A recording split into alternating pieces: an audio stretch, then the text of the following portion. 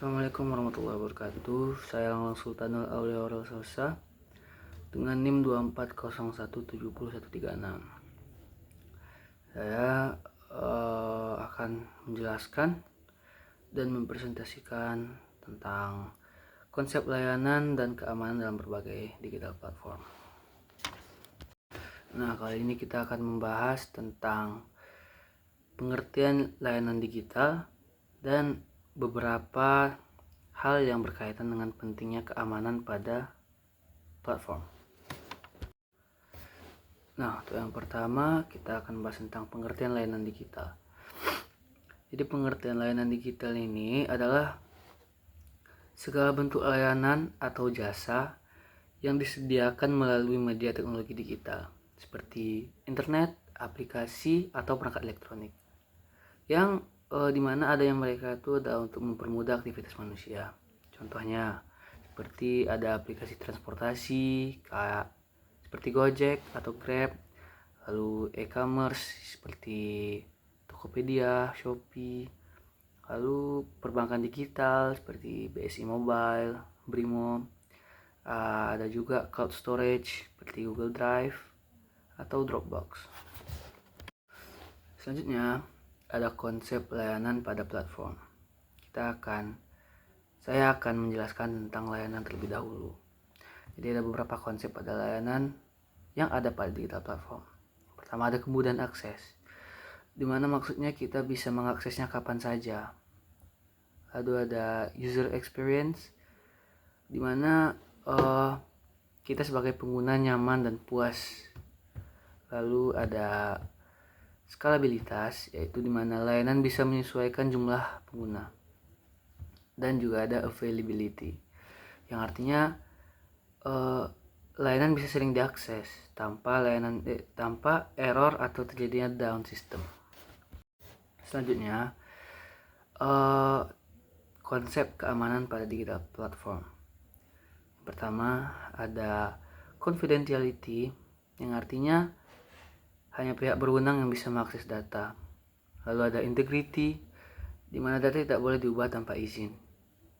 Lalu ada autentikasi dan otorisasi, yang artinya memastikan pengguna adalah benar dan pengguna benar-benar punya izin akses. Lalu seperti pada konsep layanan pada platform tadi, pada keamanan ini juga ada availability, yang artinya layanan bisa sering diakses tanpa terjadi error atau sistem down. Nah, selanjutnya ada ancaman keamanan umum. Sebetulnya ada banyak ancamannya, tapi saya akan menjelaskan hanya beberapa lah. Mungkin seperti ada pertamanya, malware, phishing, atau ransomware. Itu adalah beberapa program berbahaya yang digunakan untuk mencuri data. Lalu ada social engineering. Social engineering ini adalah manipulasi psikologis agar korban memberikan data. Lalu ada kebocoran data di mana informasi pribadi jatuh ke pihak tidak sah. Dan ada DDoS. DDoS ini adalah serangan membuat sistem down atau tidak bisa diakses. Error lah. Nah, setelah membahas konsep layanan dan konsep keamanan pada platform tadi, beserta ancaman-ancamannya tentu pasti ada, kita mempunyai beberapa strategi dan teknologi keamanan yang bisa kita lakukan. Contohnya, pertama, enkripsi data, di mana kita harus mengamankan data agar tidak mudah terbaca dan tidak mudah terakses oleh orang-orang yang tidak berkepentingan atau orang-orang yang ilegal lah, seperti itu. Lalu ada firewall and IDS, itu melindungi jaringan dari serangan.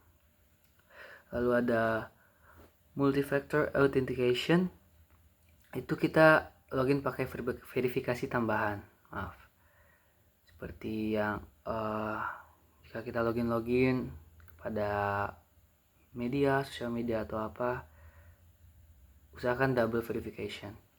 Next ada backup and recovery. Jadi kita standby, kita ada salinan data agar data itu bisa dipulihkan jika hilang. Kita ibaratkannya ada jejak digital. Contohnya studi kasus, dalam beberapa tahun lalu Tokopedia pernah mengalami kebocoran data. Nah, setelah membahas beberapa hal tadi, tentu ada kesimpulan. Ada beberapa kesimpulan yang bisa kita tarik di sini, tapi saya akan menyebutkan beberapa saja. Kesimpulan yang kita dapatkan adalah misalnya yang pertama, layanan digital itu tentu hanya tidak fokus pada kenyamanan, tapi juga pada keamanan. Lalu ada, setelah yang kita bahas tadi, tentu pengguna harus ikut berperan dalam menjaga keamanan. Misalnya dengan membuat password yang kuat dan tidak mudah membagikan data pribadi. Sekian dari saya. Mohon maaf jika ada salah kata. Wabillahi taufiq wal hidayah. Assalamualaikum warahmatullahi wabarakatuh.